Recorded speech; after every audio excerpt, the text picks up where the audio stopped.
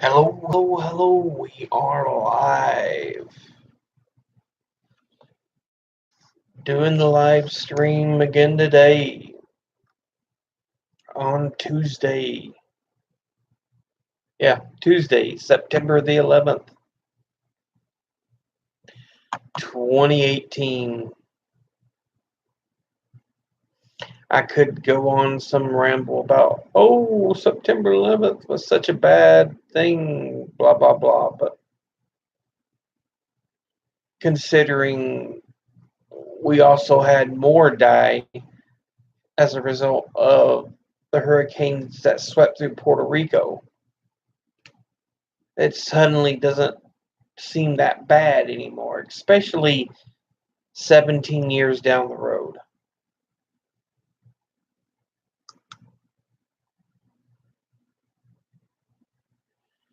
But anyway,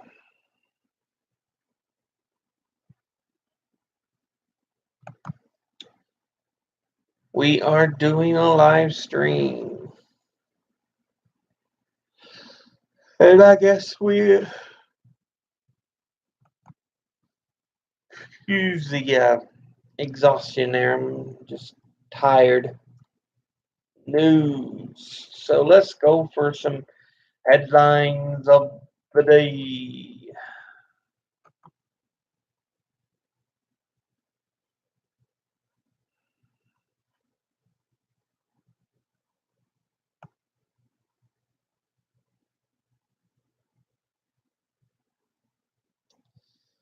Let's see.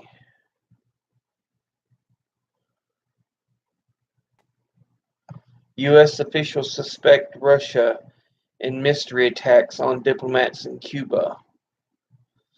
A U.S. official separately tells NBC News that the U.S. has no reason.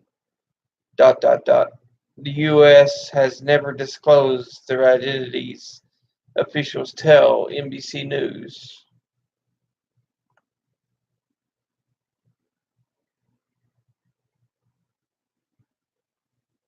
So apparently, there's an attack on some diplomats that were in Cuba.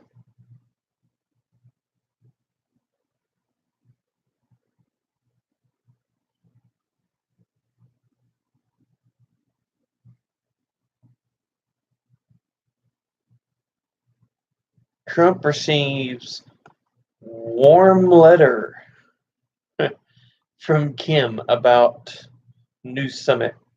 South Korean President Moon Jae-in welcomed the news, saying that complete denuclearization of the Korean Peninsula is at issue, blah, blah, blah.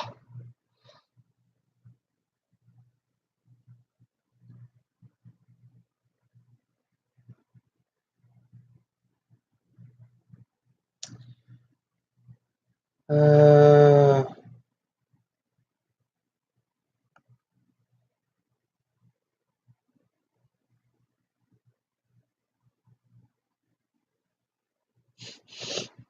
Even Fox News shoots down Donald Trump's economy boast.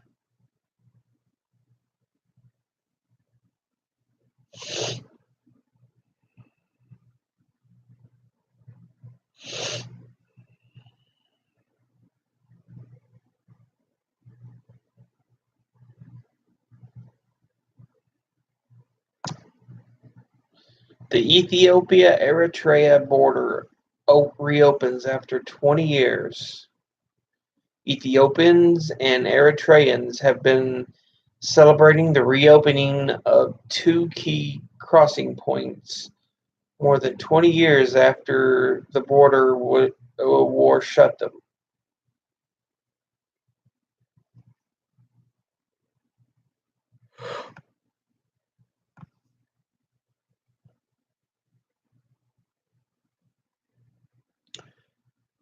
Serena Williams, are tennis players treated unfairly by umpires? Um, it's a good question. She was docked the one point for supposedly coaching. And then after she started yelling at him, not even any worse than some male players have, she was docked 2 points. So yeah, the second docking should have never happened. Maybe you can make a point that the first one was valid. I don't know. She's played the game for enough time. She don't really have to have too much help. But the second one was uncalled for.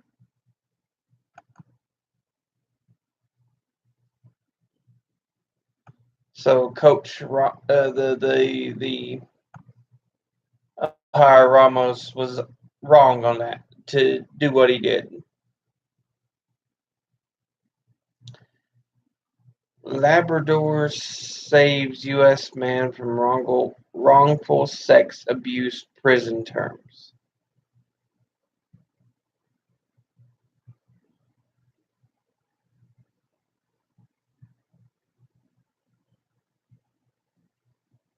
Huh. Discovery of dog saves Oregon man from sex crime conviction. Well, well, well.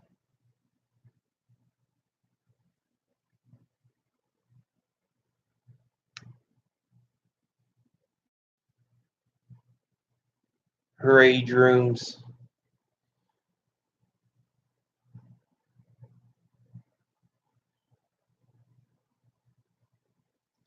Crack pipe vending machines found in Long Island, New York.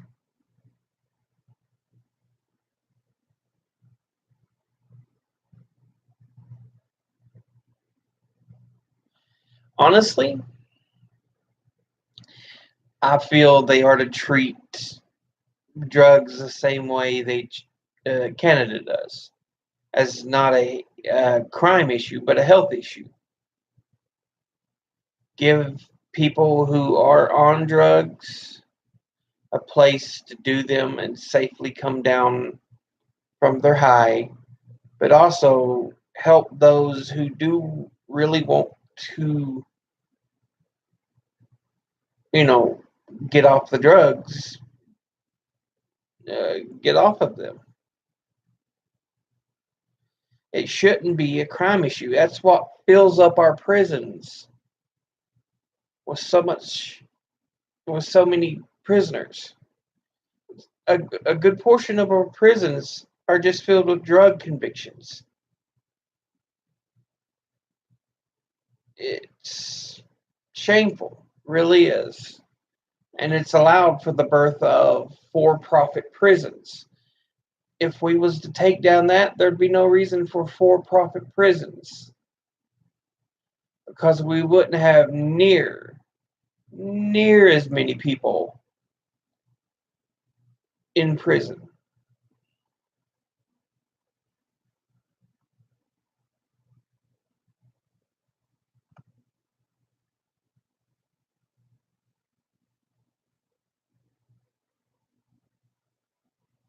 John Bolton needs to shut the hell up.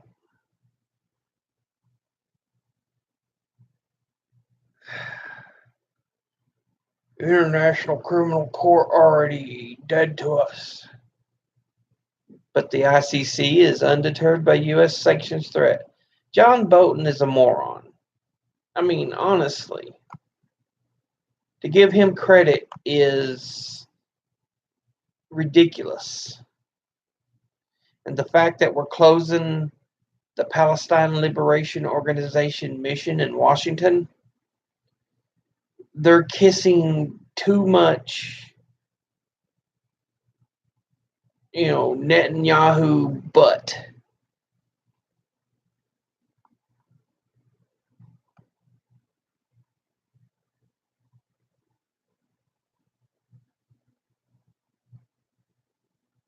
It's ridiculous.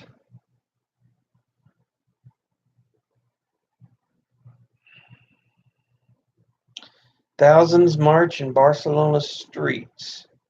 Hundreds of thousands of Catalan pro-independence demonstrators have gathered in Barcelona to mark Catalonia's National Day.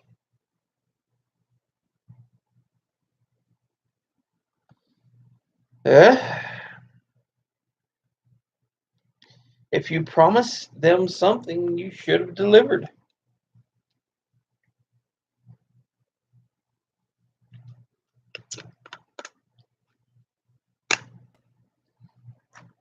This is why Spain is currently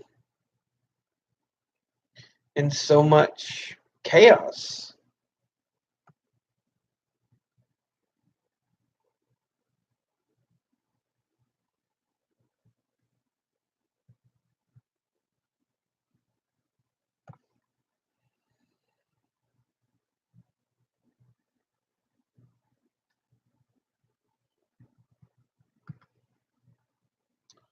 Brexit. Jaguar boss issues stark warning for jobs and profits.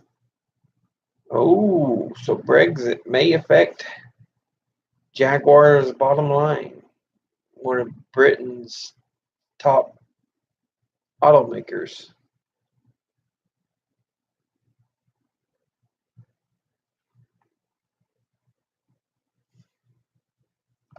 Let's see, what else do we have? Let's look at the science of the day.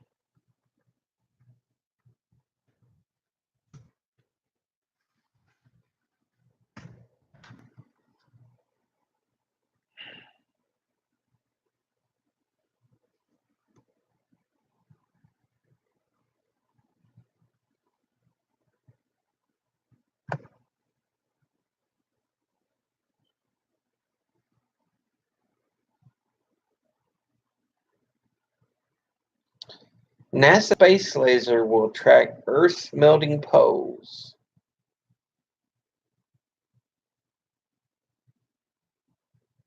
Well, if there weren't such morons on Earth that were like, but I need my carbon producing shit. I'm sorry, YouTube, for the cursing, but it needs to be said. Because that is their legitimate stupidity.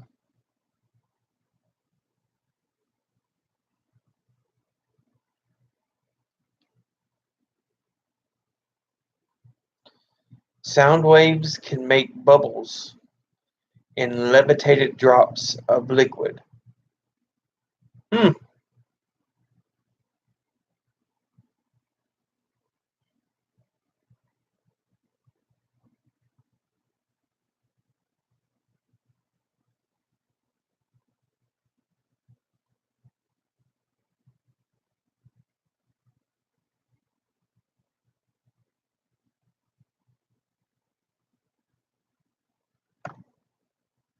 Puerto Rico's catastrophic hurricane gave scientists a rare chance to explore how tropical forests and their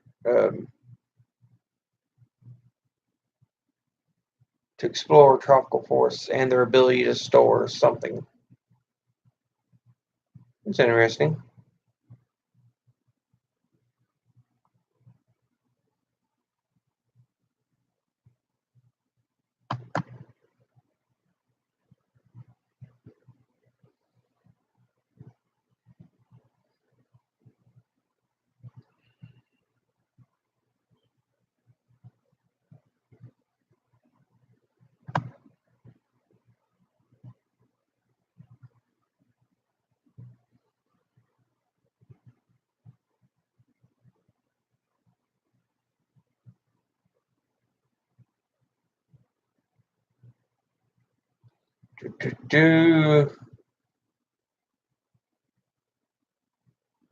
NASA's asteroid sampling spacecraft begins its science work today. OSIRIS-X. Or OSIRIS-REx, my apologies. We start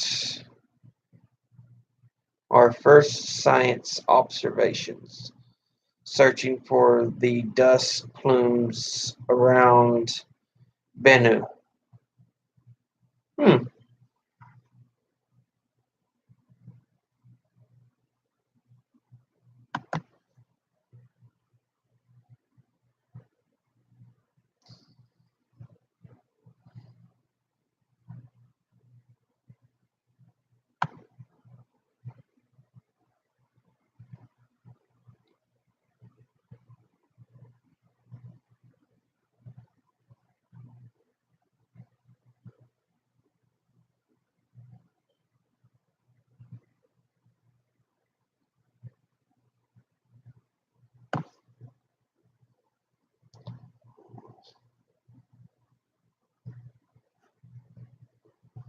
They'll do something to screw it up. Jim Clayton hopes his $150 million science center will realize its future home overnight. The Knoxville City Council will vote to approve or deny it. They'll deny it because it's, I believe in good. Good over change. That's what bothers me. I'll be surprised if they approve it. Pleasantly surprised.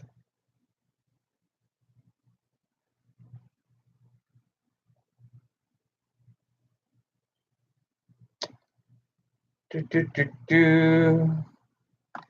Okay.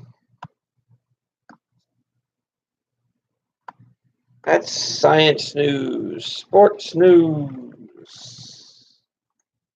Of course, we've now had 1 week of the NFL.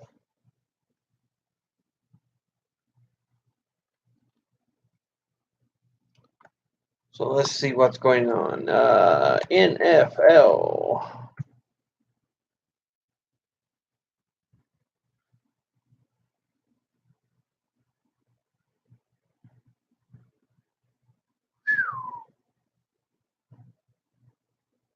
Detroit Lions get pounded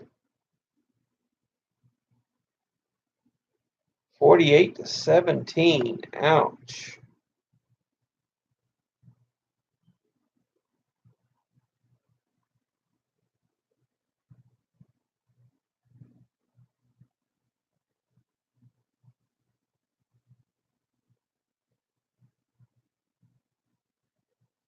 Oh, John Gruden came back and coaching the Raiders now. I didn't even realize that it happened. I hadn't paid much attention to what had been going on to the world of sports, but let's do this. But the Panthers won 16-8 over the Cowboys, so woo! Way to go, Panthers. I wish the Patriots had lost. Can't stand the Patriots.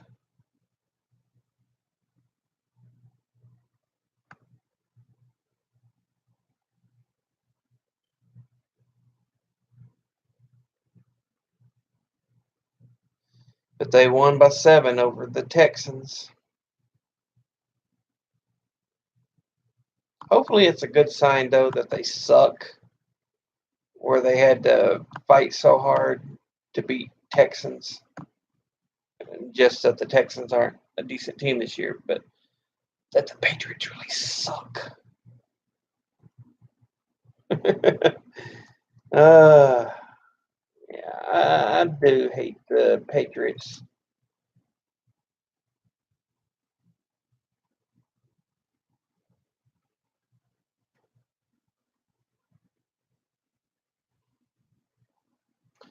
All right, let's take a look at my Hokies.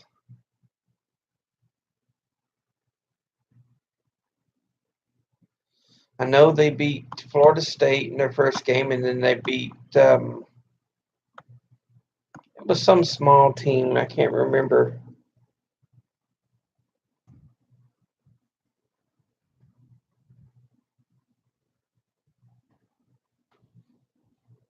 William and Mary, I think. Yeah, William and Mary. We decimated them.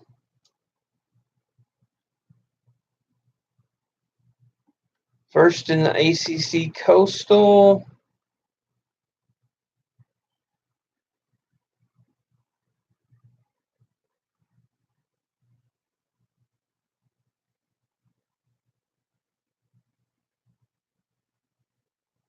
Hurricane Florence cancels Saturday's ECU and Virginia Tech game. That sucks. So it looks like we won't have a football game this weekend.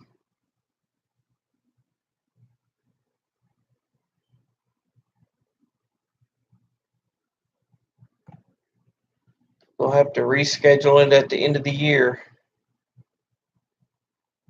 or one of the off weeks. Standings.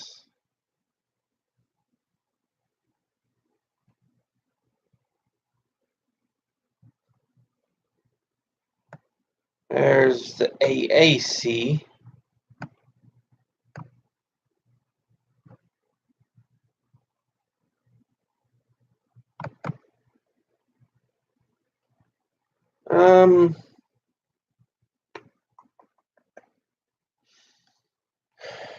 What's the national standings?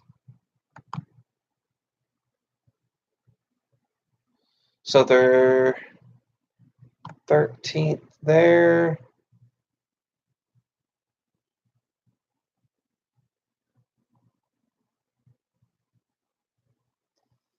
So they're 13th. Okay. Since we won't get to probably play East Carolina this weekend, we'll have to wait till next weekend and play Old Dominion. After Old Dominion, we get Duke.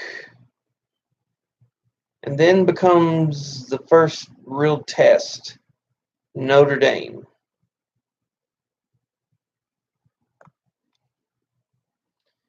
We get North Carolina, Georgia Tech, Boston College, Pitt. Miami will be a test. And Virginia.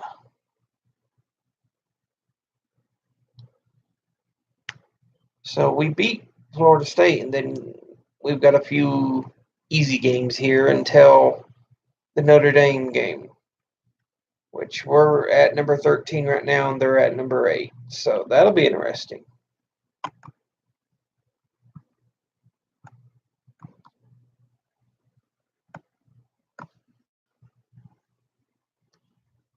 Do, do, do, do, do.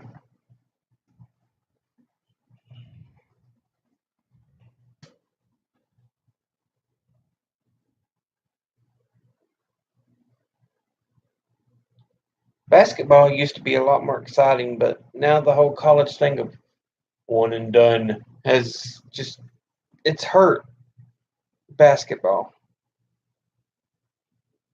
Because I loved college. I adored watching college. There was actually an excitement to it, something to pay attention to during the basketball season. Now, yeah, it's kind of ruined.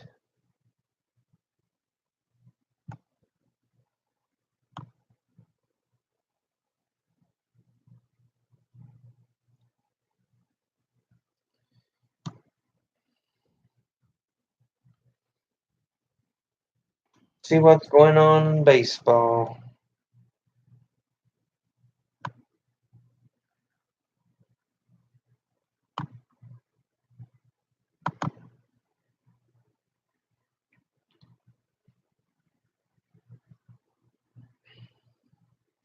As usual, the Rays have a wonderful record, but because they're in the same division as the Yankees and the Red Sox,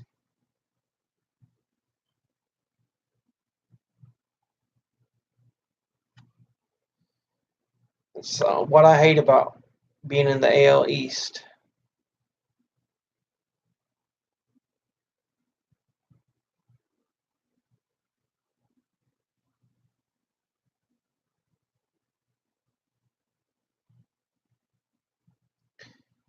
Let's see. The Red Sox currently lead with the Indians and the Astros. And then your wild card teams are the Yankees and the A's, with the Mariners and Rays just outside.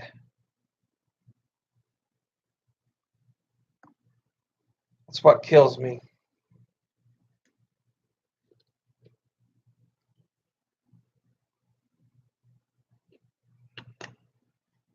You have to play insanely good in this division to even get into playoffs.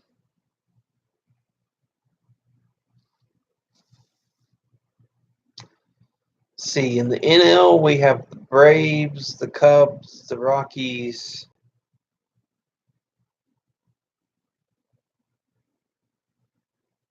With, it looks like the Brewers and Cardinals.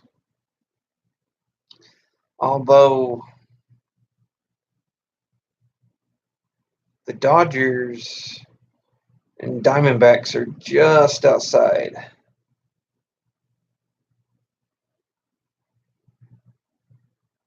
So the NL is a lot tighter.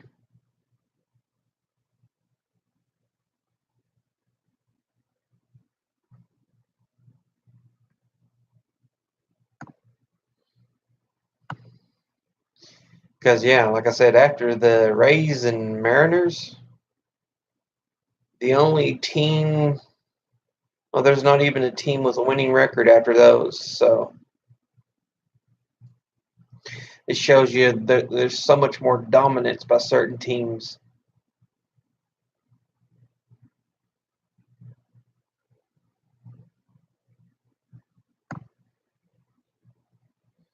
Oh, well.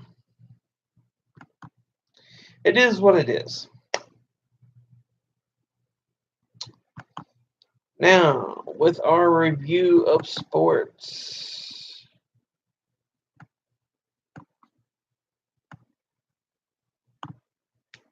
let's look at today in history.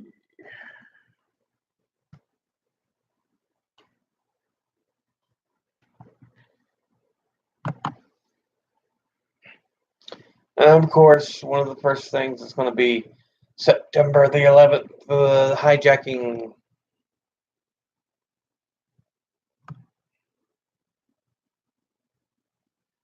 Because that's what it always is on this day. Don't get me wrong. It's not that it's not important,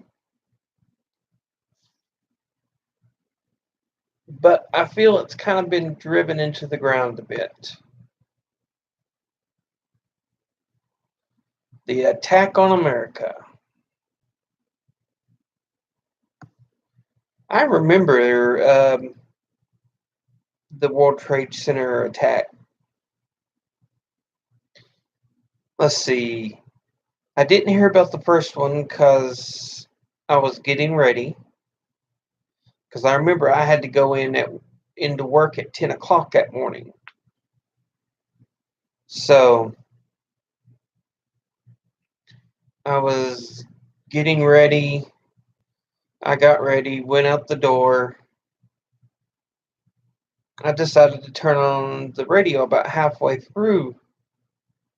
And they were like, yeah, we hope that first attack was just a joke. Oh, we just got word that the other one apparently got attacked. There was a second plane that flew into the World Trade Center.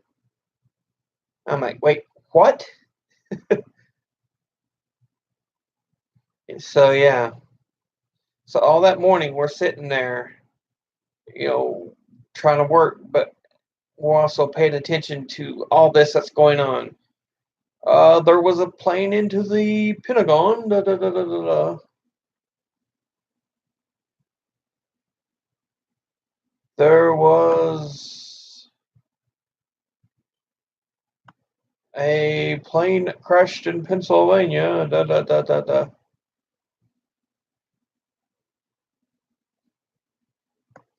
But yeah, I remember that day. That very day, gas prices rose ridiculously high for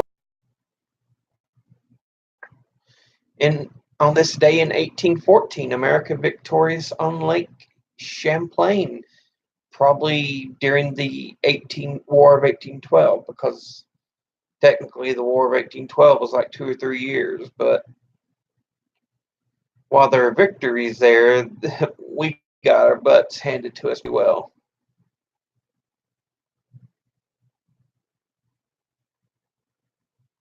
Do, do, do, do.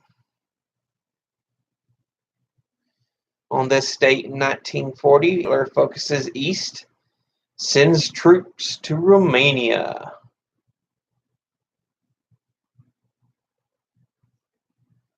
So there wasn't too much that happened on this date except,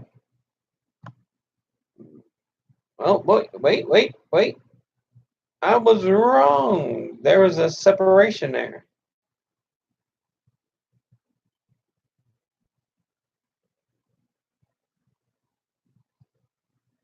On this date in 1985, Pete Rose hits into the record books.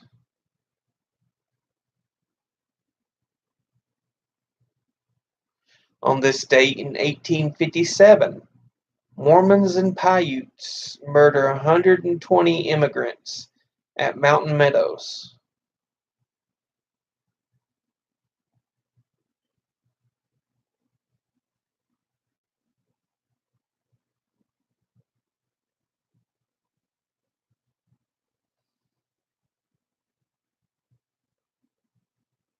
On this date in 1861, rebels begin the Cheat Mountain Campaign.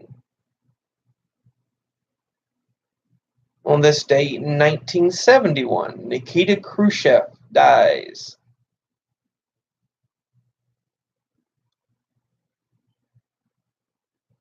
On this date in 1777, the Battle of Brandywine begins.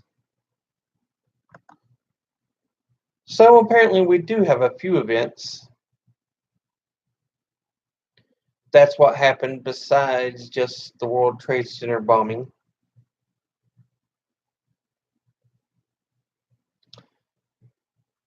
If you wanted to know.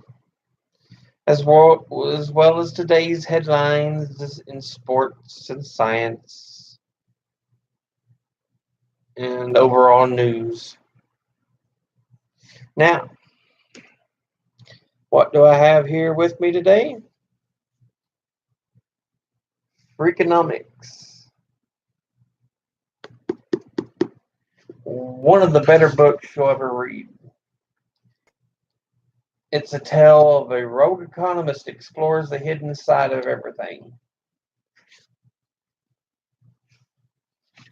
And it's a really good book. It's really interesting. Because you see a lot of interesting things that are like, wait, this affects that?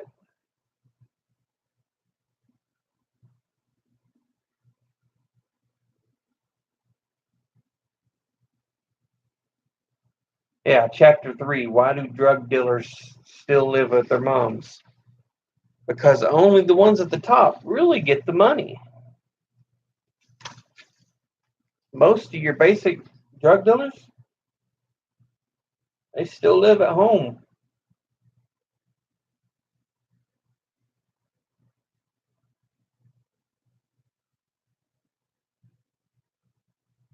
They still live at home.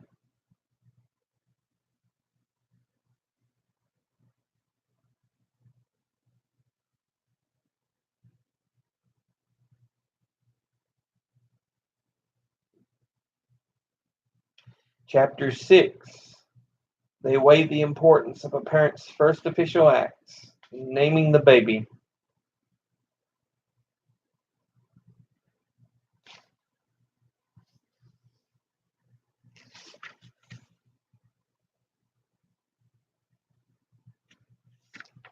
but it tells some interesting tales on how things kind of connect that you wouldn't expect.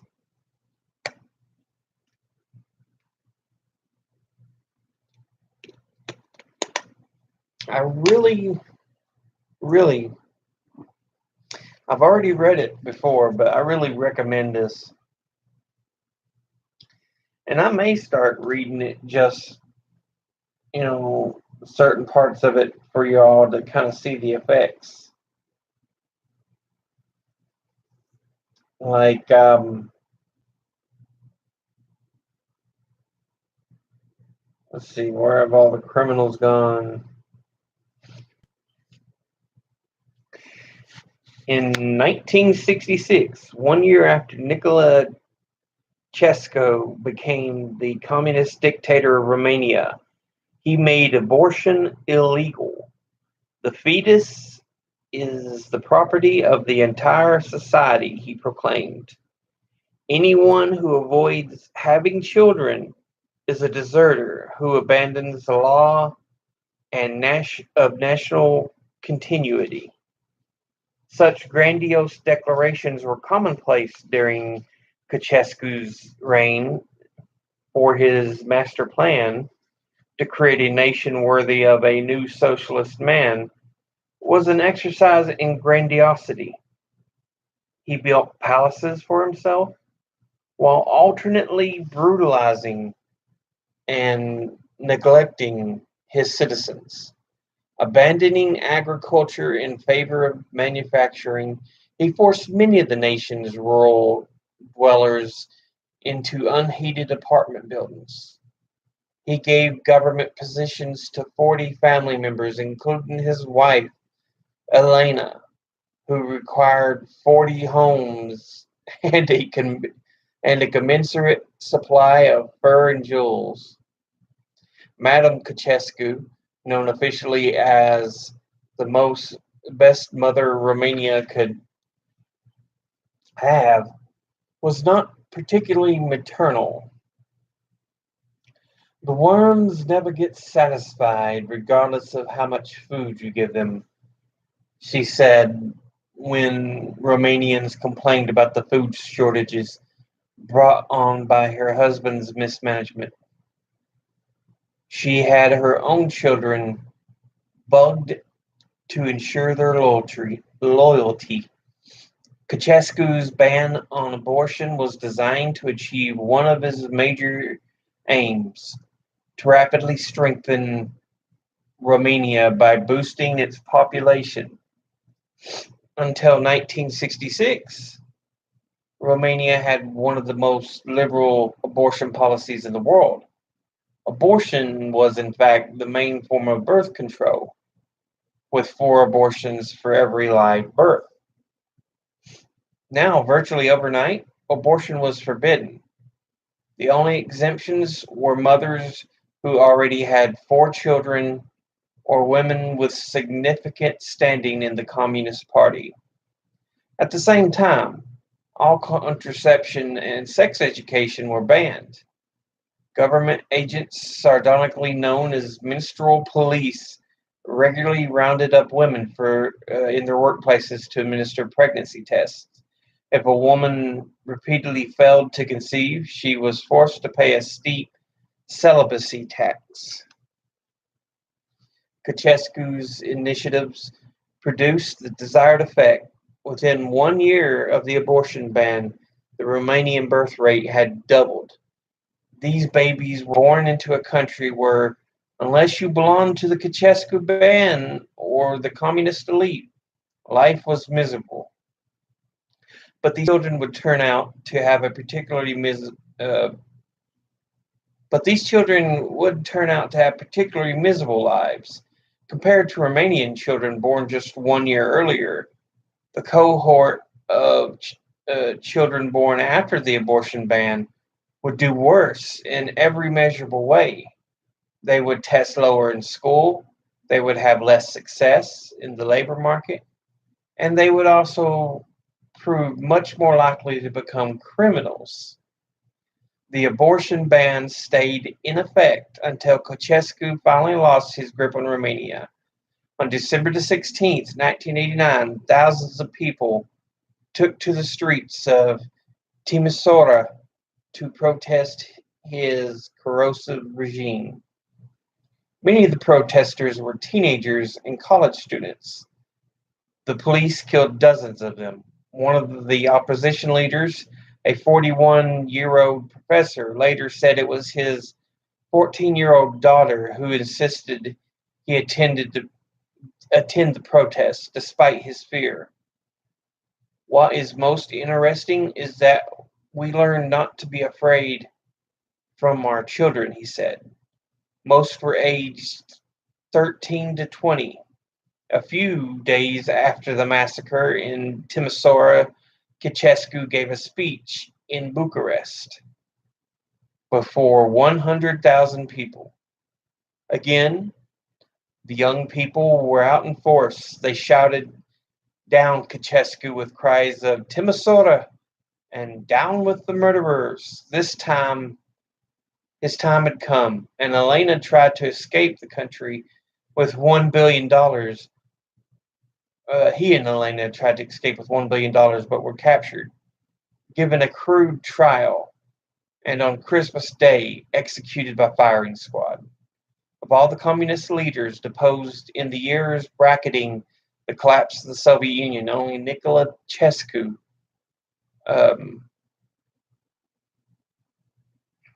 or Ceausescu, is it Ceausescu? It may be Ceausescu, met a violent death.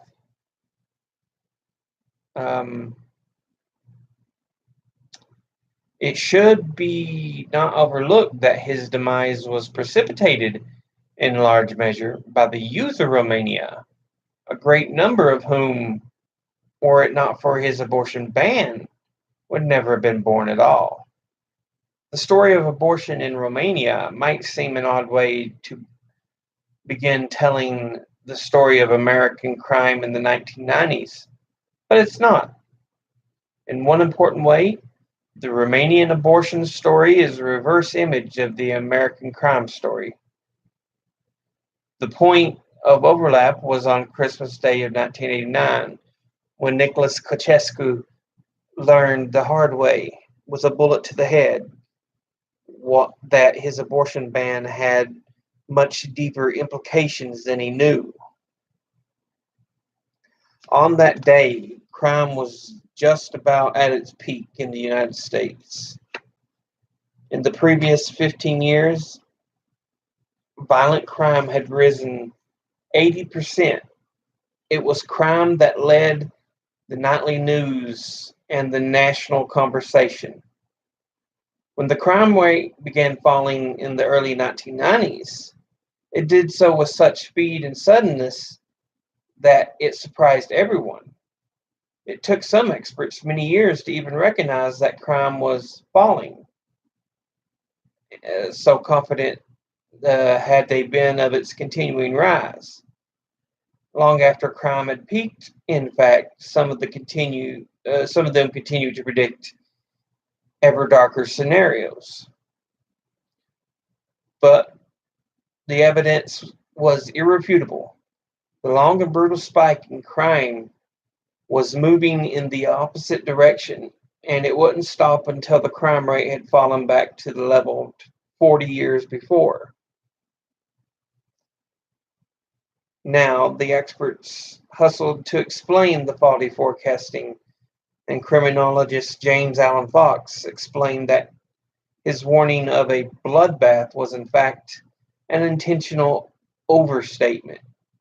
I never said there would be blood flowing in the streets, he said, but I used strong terms like bloodbath to get people's attention. And he did. I don't apologize for using alarmist terms. If Fox seems to be offering a distinction without a difference, bloodbath versus blood flowing in the streets, we should remember that even in retreat mode, experts can be self-serving. After the relief had settled in, after people remembered how to go about their lives without pressing fear of crime, there arose a natural question: just where did all the criminals go? At one level, the answer seemed puzzling. After all, if none of the criminologists, police officials, economists, politicians, or others who traffic in such matters had foreseen the crime decline, how could they suddenly identify its causes? But this diverse army of experts now marched out a phalanx of hypotheses to explain the drop in crime. A great many newspaper articles were written on the subject. Their conclusions often hinged on which expert most recently spoken to which reporter. Here, ranked by frequency of mention, are the crime drop explanations cited in articles pushed from 91 to 2001 and the 10 largest circulation papers in the LexisNexis database. Number 1, innovative policing strategies at 52 citations. Number 2, increased reliance on prisons, 47 citations. Number 3, changes in crack and other drug markets, 33 citations. Number 4, aging of the population, 32 citations. Number 5, tougher gun control laws, 32 citations. Number 6, strong economy, 28 citations. Number 7, increased number of police, 26 citations. And number 8, all other explanations, increased use of capital punishment, concealed weapon laws, gun buybacks, and others at 34 citations. If you are the sort of person who likes guessing games, you may wish to spend the next few moments pondering which of the preceding explanations seem to have merit and which don't. Hint: of the 7 major explanations on the list, only 3 can be shown to have contributed to the drop in crime. The others are, for the most part, figments of someone's imagination, self-interest, or wishful thinking. Further hint: one of the greatest measurable causes of the crime drop does not appear on the list at all, for it didn't receive a single newspaper mention. Let's begin with a fairly controversial one: the strong economy. The decline in crime that began in the early 1990s was accompanied by blistering national economy and a significant drop in unemployment. It might seem to follow that the economy was a hammer that helped beat down crime. But a closer look at the data destroys this theory. It is true that a stronger job market may make certain crimes relatively less attractive, but that is only the case for crimes with a direct financial motivation: burglary, robbery, and auto theft, as opposed to violent crimes like homicide, assault, and rape. Moreover, studies have shown that an unemployment decline of 1 percentage point accounts for a 1% drop in nonviolent crime. During the 1990s, the unemployment rate fell by 2 percentage points. Nonviolent crime, meanwhile, fell by roughly 40%. But an even bigger flaw in the strong economy theory concerns violent crime. Homicide fell at a greater rate during the 1990s than any other sort of crime, and a number of reliable studies have shown virtually no link between the economy and violent crime. This weak link is made even weaker by glancing back to a recent decade, the 1960s, when the economy went on a wild growth spurt as did violent crime. So while a strong 1990s economy might have seemed on the surface to a likely explanation for the drop, it almost certainly didn't affect criminal behavior in any significant way, unless, that is, the economy is construed in a broader sense as a means to build and maintain hundreds of prisons. Now let's consider another crime drop explanation: increased reliance on prisons. It might help to start by flipping the crime question around. Instead of wondering what made crime fall, think about why had it risen so dramatically in the first place. During the first half of the 20th century, the incidence of violent crime in the U.S. was, for the most part, fairly steady. But in the early 1960s, it began to climb. In retrospect, it is clear that one of the major factors pushing this trend was a more lenient justice system. Conviction rates declined during the 1960s, and criminals who were convicted served shorter sentences. This trend was driven in part by an expansion in the rights of people accused of crimes, long overdue expansion. Some would argue, others would argue that the expansion went too far. At the same time, politicians were growing increasingly softer on crime for fear of sounding racist. As the economist Gary Becker has written, since African Americans and Hispanics commit a disproportionate share of felonies. So if you were the kind of person who might want to commit a crime, the incentives were lining up in your favor. A slimmer likelihood of being convicted, and, if convicted, a shorter prison term, because criminals respond to incentives as readily as anyone.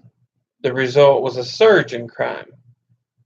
It took some time, but a great deal of political turmoil, but these incentives were eventually curtailed. Criminals who would have previously been set free for drug-related offenses and parole revocation in particular were instead locked up.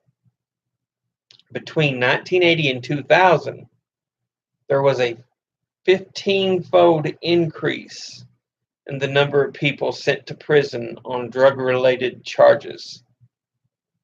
Many other sentences, especially for violent crimes, were lengthened.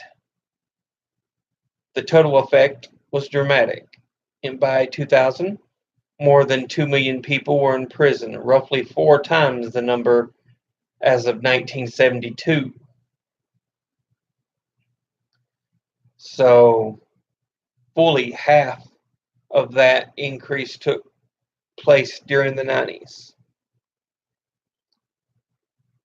The evidence linking increased punishment with lower crime rates is very strong.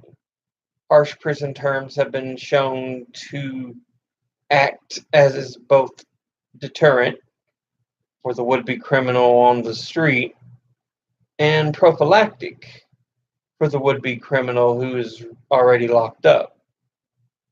Logical as this may sound, some criminologists have fault the logic.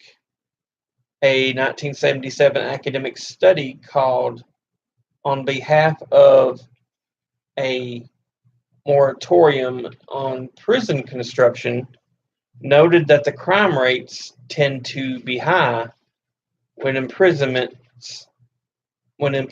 rates are high, and concluded that crime would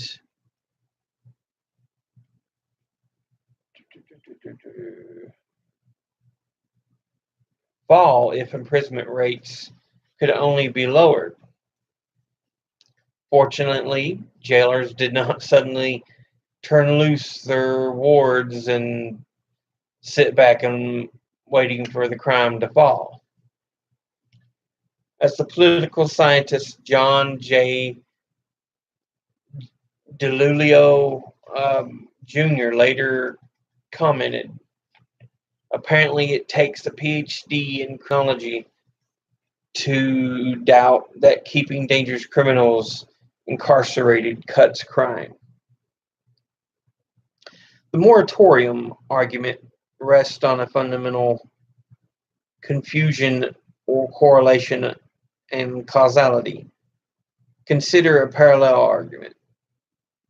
The mayor of a city sees that his citizens celebrate wildly when their team wins the World Series. He is intrigued by this correlation, but like the moratorium author,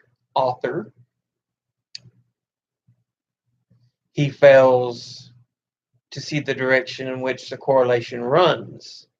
So the following year, the mayor decrees that his citizens start celebrating the World Series before the first pitch is thrown. An act that, in his confused mind, will ensure a victory. So causation is not correlation.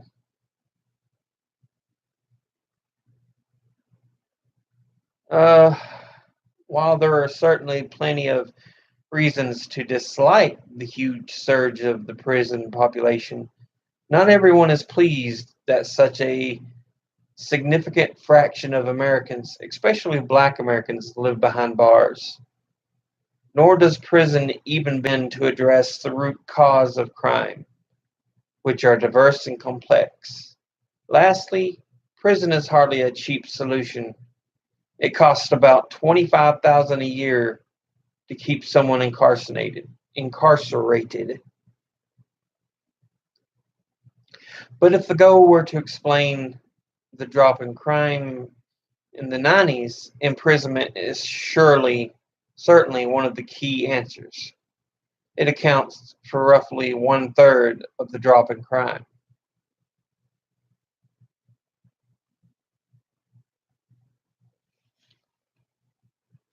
But my point that we're getting to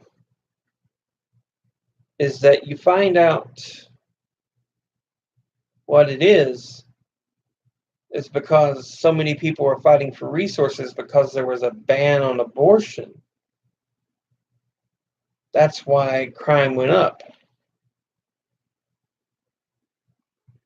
But when you allowed abortion, all of a sudden there's less fighting for the resources. I mean, it may seem cruel, but that's basically what you find out in that particular chapter. That's why there was such a pushback against Ceausescu in Romania, and why, when the fact that abortion was illegal, crime in America suddenly went, it just plummeted.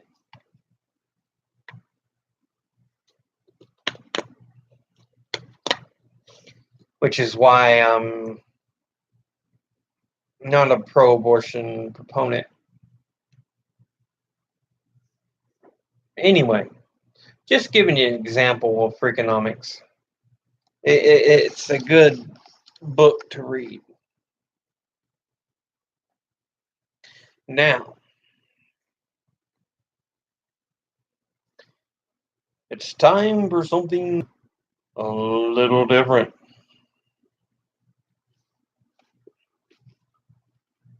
Japanese. Like I said, you have three languages.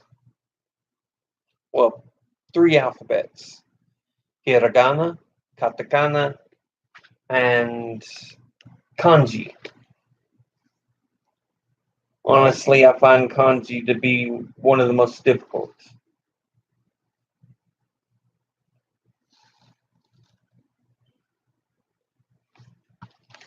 For an example,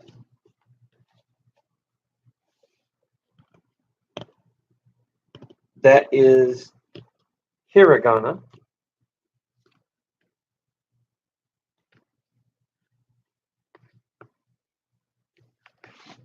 That is katakana. And that is kanji.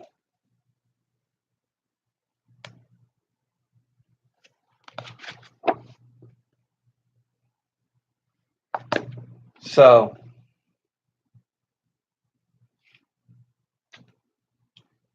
it's quite interesting. But you have the five basic vowel sounds. You don't have a long vowel or a short vowel, it's just the vowels. They're a, e, o, u, or as they have them in order here, a, e, u, o, or a, I, u, e, o. So a is a, I is e, u is u, e is and o is o. But let's see.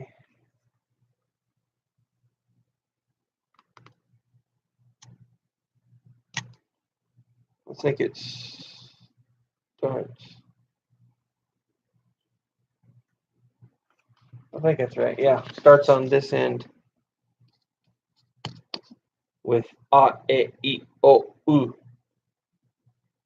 or a, e, u, o.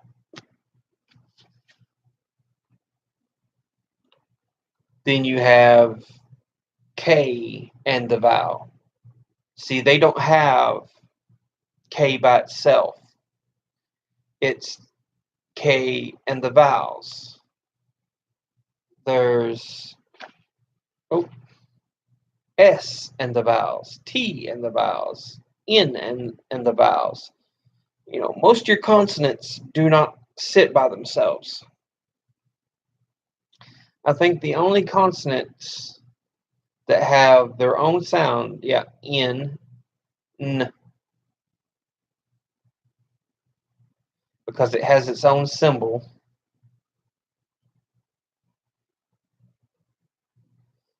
The rest of them, I'm thinking, yeah, they have the consonant and the vowel. So instead of just K, it's ka, ki, ku, ke, ko. Same with S, sa, shi, su, se, so. And T, ta, chi, su, te, to. And N, na, ni, nu, ne, no. Of course, there's also, like I said, just one that's an N sound, n. But there's H, ha, he, hu, he, ho. M, ma, mi, mu, me, mo. Y. It doesn't have all the vowels, so it goes ya, you, yo. There's no I or E for Y. Um, you have R, ra, ri, ru, re, ro. And then you have W, which only has wa and o.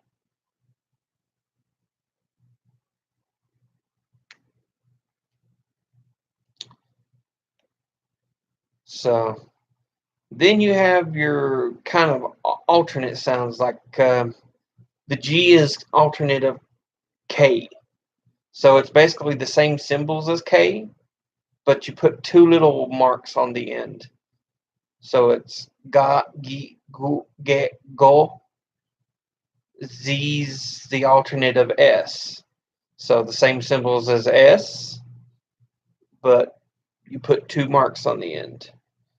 Za, ji, z, ze, zo. D's uh, for the opposite of T. Da, ji, z, de, do. B is the opposite of. What is B opposite of? H. So you put two little marks on the end. Ba, bi, boo, be, bo. Now, P is kind of interesting. It's also like H, but you put a little circle above it instead of the two little marks. Pa, pi, pu, pe, po. And then you have these. KY, AUO, SH, AUO, CH, AUO. And they're usually written with a smaller symbol because it's kind of a longer vowel sound. So, kya, kyu, kyo, sha, shu, sho, cha, chu, cho, nya, nyu, nyo, hya, hyu, hyo, mya, myu, myo, rya, ryu, ryo, gya, gyu, gyo, ja, ju, jo, bia, biu, bio, and pia, piu, pio. So that, in a nutshell, is the hiragana alphabet.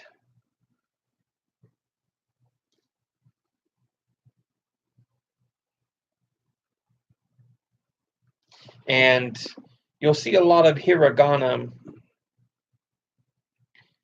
Um, there'll be a fair amount used. And sometimes you'll see it mixed in with katakana, or kanji,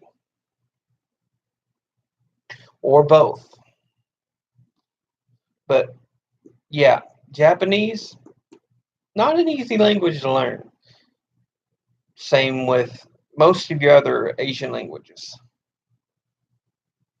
Because I know China has, oh goodness, Mandarin Chinese and another type of Chinese.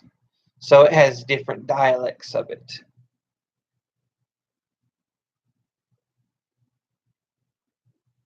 Mandarin isn't the common one. There's another one.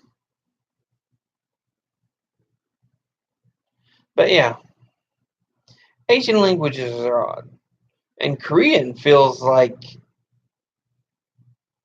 it's kind of created on an island by itself because it has such different alphabet and sounds and stuff.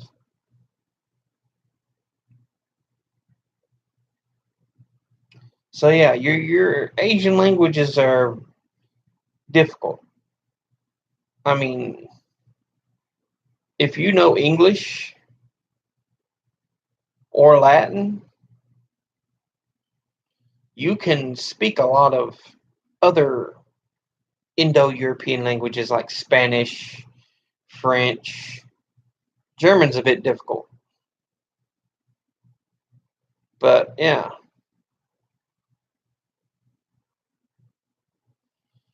Uh, English, French, Spanish are pretty similar because they have a lot of the same bases, and a lot of them are even born out of Latin, which I need to pick up my Latin book and learn. But also, besides my Japanese book, I have my Spanish book here, which I need to pick back up on.